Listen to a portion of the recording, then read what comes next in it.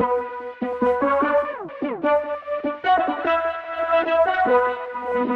Kellen. Hey, Brittany. Welcome to the His and Her Money Show. Hello, you guys. Hey, how's it going? It's going well. We're excited to have you guys on. We've been watching your journey for a while from afar and just really proud of the work, the effort, and the success that you all have had as a result of your process. And we can't wait for you to share your journey with our audience today. But before we start talking about who you are and what you've been doing, can you just say hello to everybody that's tuned in and let them know what you guys are all about? Yeah, hi, Brittany here. I'm Kelan. We are thesavvycouple.com, and we bring family, finance, and freedom together. So super excited to be on the His and Her Money podcast and ready to get started. For sure. All right. So you guys have done a few things in your marriage. You guys both quit your jobs, started a blog, made some money, paid off some debt. Oh, yeah. So let's go back to the beginning of the story. You guys had some big life goals and decisions that you made. One, going into full-time entrepreneurship. Two, pursuing debt freedom. Talk to us about where you guys were in your life and how you guys came to making these big decisions to even start these two journeys. Sure. So I guess the first one starts with, we've known each other since ninth grade. We high school sweethearts. So we went to college together, got our degrees, had our life all planned out. Brittany was going to be a teacher. I was going to be in law enforcement. That was our dream. After college, I jumped around a bunch of different jobs, finally got a job in law enforcement, and it turned out that that's not the career I wanted. Long hours, fell into depression, being a jail deputy, just forced overtime, just not what I wanted our life to look like. So we finally sat down, and I was the sole breadwinner at the time. Brittany was still getting her master's degree. So we had $40,000 of the student loan debt, lots of stress with money, figuring out how to budget together, buy a house together, all that stuff. So eventually we sat down at the table and said, okay, this is not what we wanted our life to look like, and we need to figure out a plan on what we want to do to correct that. So then it was at that point in time, we started looking around what type of businesses I could start, because I knew eventually that's what I needed to do. I was tired of working for someone else, feeling like I was just constrained in my life.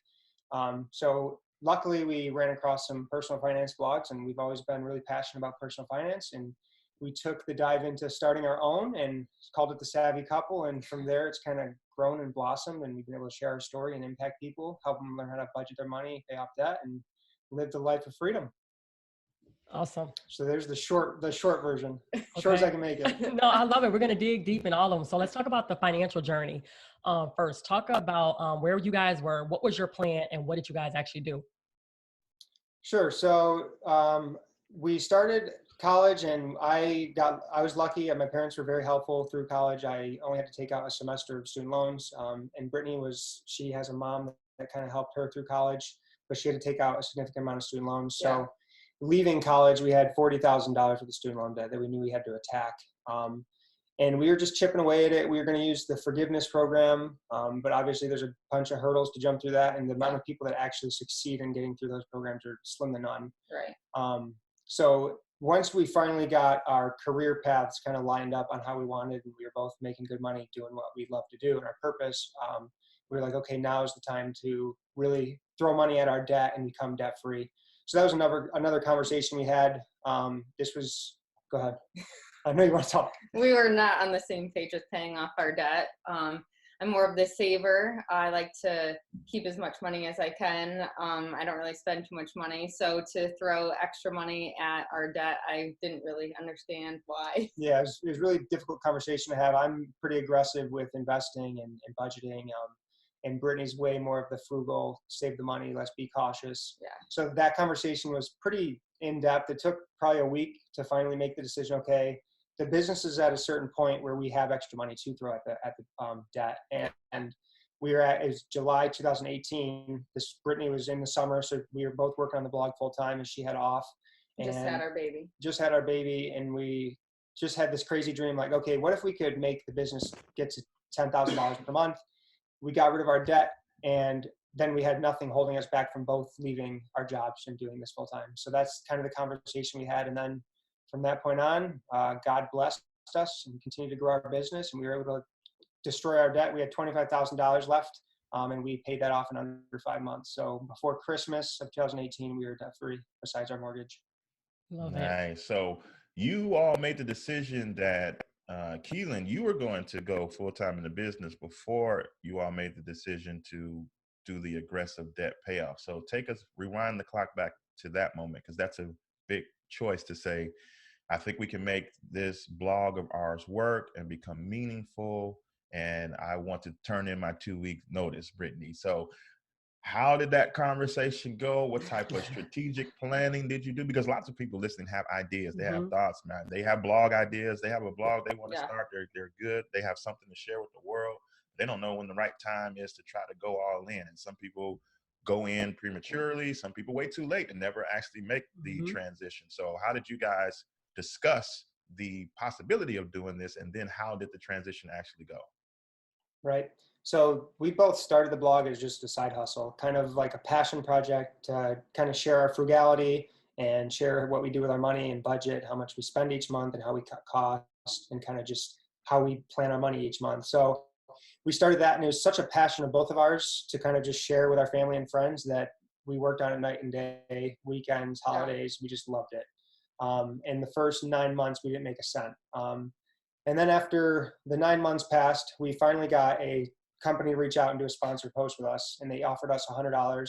We were ecstatic, and for some reason, I felt like that was too much, so I actually counter offered and said $50 will do. So I talked us out of $50, which is really strange. Still don't know why I did that, but so that was the first money we actually made with the blog, and that was like the epiphany, like, holy cow, we can do this. We can make money online, and it is possible. And up until that point, I left my law enforcement job. I was making $25 an hour with overtime, good benefits, and I went to an office manager position for a local college, and I was only making $13 an hour, so I took a huge pay cut. But we were still being super frugal, budgeting our money each month and saving money away, knowing that eventually we're going to reduce as much risk as possible, and then I'm going to make the jump to do, it was either a home inspection business or the blog full time. I was kind of doing both at the same time. So we reduced our spending as much as possible. We saved up as much of a salary as we could. We had almost a year's worth of salary for myself saved up before I made the jump. But yeah, after we made the $50, I went to Brittany and I just said, hey, Brett, I think now's the time. I really have it in my heart that I want to quit my job. What do you think about me leaving in the next couple of weeks here? And she just gave me her full blessing and said, I trust you, and let's make it happen. Wow. So $50 and you good, Brittany. You good. $50. I was just about to say, wait. Let's back up. And I'm sure some people are like, wait, did I hear that correctly? So you decided to leave your job before really the blog was really bringing in any money. I mean, this was truly after the $50 blog post that you did. Correct. So now up until that point, I knew that there's other ways to make money online. I knew that within a couple months I could get freelance work as a digital marketer. I was looking into VIP Kid, which was teaching English to Chinese students across seas. So I knew there's other opportunities, and this was kind of like the moment of like, okay, I need to go all in. We have a bunch of money saved up. Let me at least try this for 6 months, and then if it doesn't work, I can find another job. And kind of that was our mentality with that. So let's talk about the first 6 months. You left your job, and then what? Crazy. It was just the first day I remember like saying to myself, all right, I got to get as much work as possible done. And I remember sitting at the computer for probably 16 hours straight.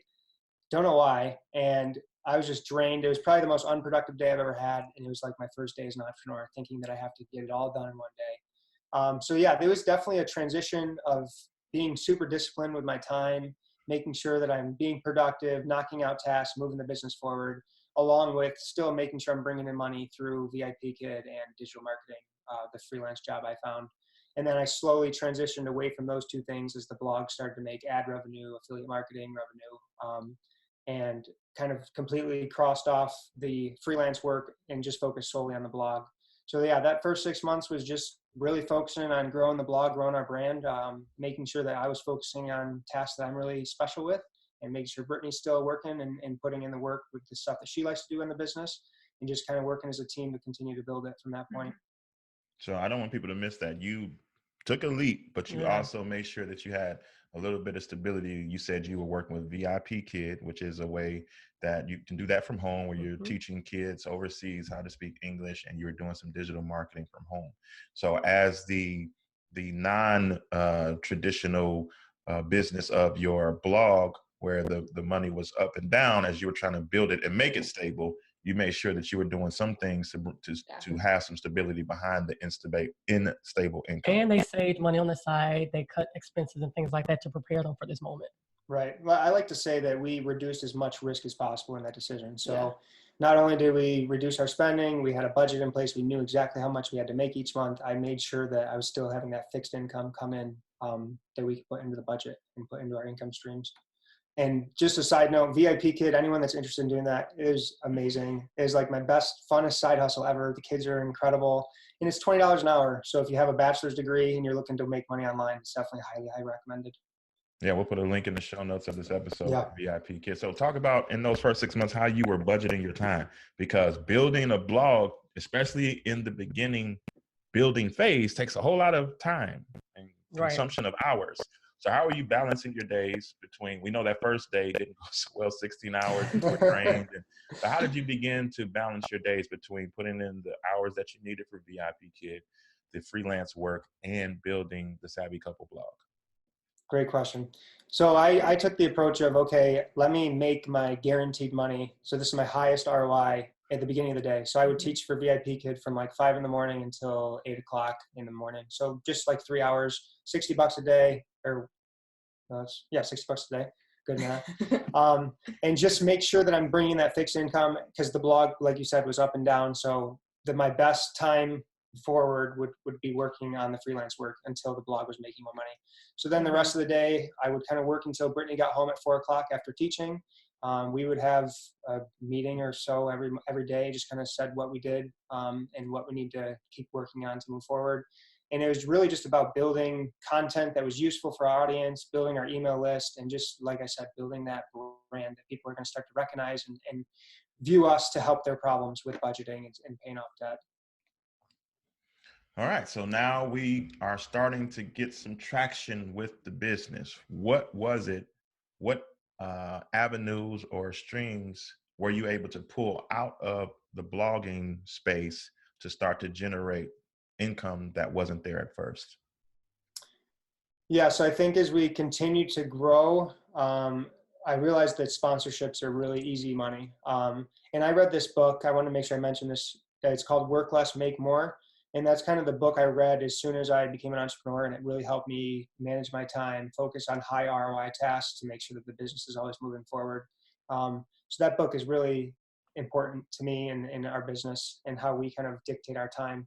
But yeah, so we focused on, if we can get a sponsorship that's $1,000 and it only takes me an hour of work, we just made $1,000 in an hour. Mm-hmm. So really focusing on those high hit ROI avenues or income revenues with our blog, and using that to reinvest into the business. So at this point, even after I quit my job, we didn't start taking any money from the business until right around the 1.5 year mark. And even then it was less than $1,000 a month. So we didn't really start taking a ton of money from the business until we started our debt attack. And that's when we were taking, $3,000, $4,000, $5,000 a month from the business to put towards our debt. And so, Brittany, when he quit his job, were you still teaching? Yes. Okay. And so eventually you made the leap. Yes. Okay. So let's talk about that transition to Yeah. that point. Like, when did you make the leap after your husband left? When did you make yours? How difficult was it for you being the super saver? Yeah, definitely hard. We made the decision after Callie, our daughter, was born. I had a hard time going back to work, and having the blog being a good, stable income, and just having that as an opportunity that I could leave, and the fact that I could always go back to later on.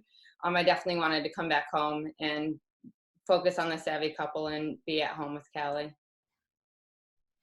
So we know that money can be made with blogging, but we know also that a lot of people start blogs and never make money. So for someone listening who wants to start a blog, where would you tell them to focus when they're in their building phase? Put energy in this. Don't worry so much about that. What would be your advice? My biggest piece of advice is sitting down and making sure you write down exactly who your ideal reader is, and who you want to serve. So everyone always, when we started our blog, it was all about, okay, let's share our story and tell people how good we are at budgeting. But it's really about stepping back and making yourself the guide in their journey and making them the hero. So figuring out who your ideal avatar is, what are their biggest problems in life? So do they struggle with their debt? Are they terrible at credit cards? Do they just have a spending problem? They're impulse spenders. So figuring out what their biggest problems are and then gearing your content towards that. So building content on solving those biggest problems. And then breaking it apart from this by going too in depth, but breaking it apart into social content that's supposed to go viral, like listicle, like 5 ways to get out of debt today or 5 ways to get out of debt this month versus how to get out of debt. And it's this long 5,000 word blog post that's going to rank in Google eventually. But yeah, I think the biggest thing when it comes to starting a blog is realizing that there's a huge learning curve. It's going to take you 6 months to 12 months to find any type of traction, any type of money. And really just sticking with it and making sure that you know it's going to be a long journey. But if you make the decision that you want to make it work, you definitely can. Yeah. So we have some people that, they ask Ty and Tyler, should I pay off my debt and then start my business? We're big fans of entrepreneurship. Like we believe that God has given all of us a gift of talent that we can be able to share with someone else. And so I'm curious, now that you guys have done this, you all started your blog and you actually took some of the income to pay down your debt. Was that an extra incentive for you guys to really go hard in your business? Yeah, I think that it originally started like, okay, let's make $1,000 a month and make me able to quit my job. We jumped before that, but let's just make a side hustle income, $1,000 a month. And then the goal changed. Okay, let's make it $3,000 a month. And then eventually it got to the point where it's like, okay, we are making good money here. Let's pay off our debt and see what happens after that. So we paid off our debt. Then we made a goal. If we can make $10,000 a month in revenue, not income or not profit, just as a stable like baseline, then let's have the conversation of let's have Brittany come home. And if that makes sense. So it was kind of going through the process of setting those goals and continuing to knock them out and just continuing to trust God that this was the plan.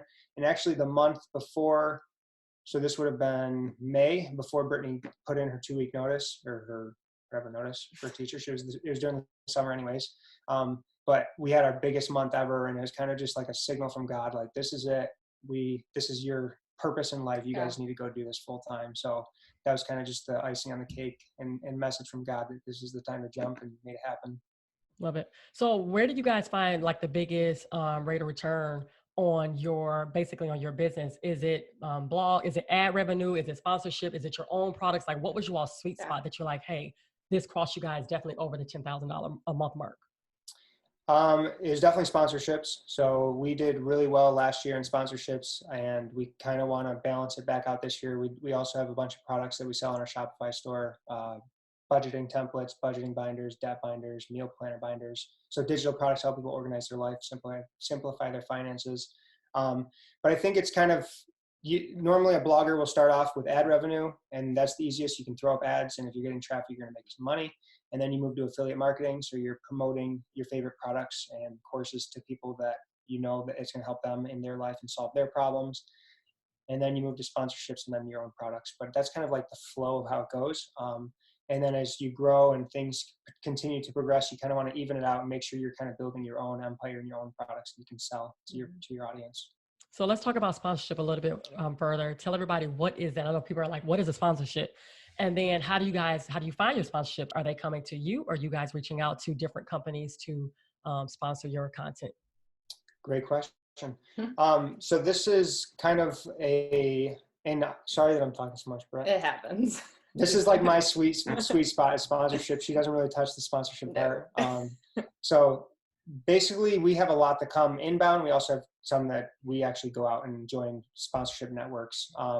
But the way I go about sponsorship is a lot different than other people. A lot of people will just do like, okay, I'm going to throw up an article on our website, do some social media promotion, mention it to our email list, and call it a day. Where I am the type of person that, okay, let's build this a long-term relationship with a company that we love and we know that is valuable for our audience. So let's do multiple blog posts. Let's put Facebook ads into it. Let's put email list stuff, create videos for you, social media, make it an entire marketing campaign package. And that way you're squeezing as much revenue out of that sponsorship as possible. You're showing it to your audience multiple times because it takes people 7 times to see something and see a brand and recognize it. And that's just a way to kind of outperform what they originally thought could be a sponsorship together. And then they'll come back for repeat business. So that's really how we've been able to grow that avenue for our business. Talk about the aspect of learning how to work together as a couple. You guys are married and business partners, and y'all are now And parents. and spending a whole lot of time together. Oh, How yeah. do you make it I'll put my all arm work? around her for this one. It's definitely been an adjustment. We've been together though forever, high school sweethearts. So I don't know, we just been together all the time, and we're very opposite, and we have a really good yin and yang, and we gel really well together. We definitely have our times where we aren't getting along, or we have business stuff to talk about, or our schedule is just not flowing right, which is our current situation right now. It's definitely difficult, and it's been a lot more of a challenge than we expected it to be, having her come full time. Sure.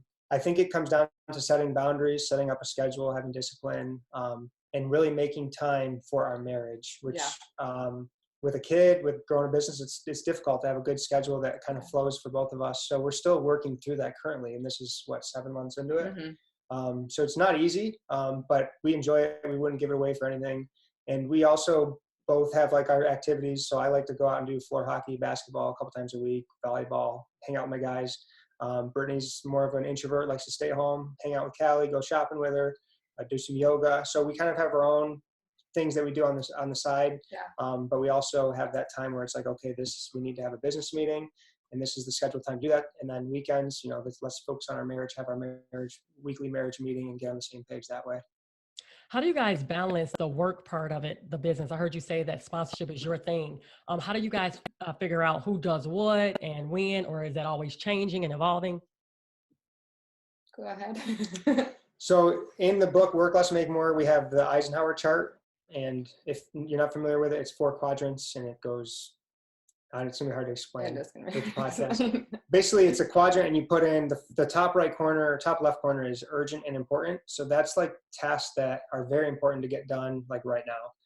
So me and Brittany, we have the luxury, since we have a business that's growing, we have people that are on our team to help us, like a virtual assistant and a writer. We can kind of pick and choose what we love to work on in the business. So we would write down, we did this activity in our office. We have a big whiteboard. We wrote down what our ideal day looks like, what tasks we're working on, what we enjoy to do, and then kind of picking and choosing which ones are going to make sure that the business is moving forward the easiest and the best way possible.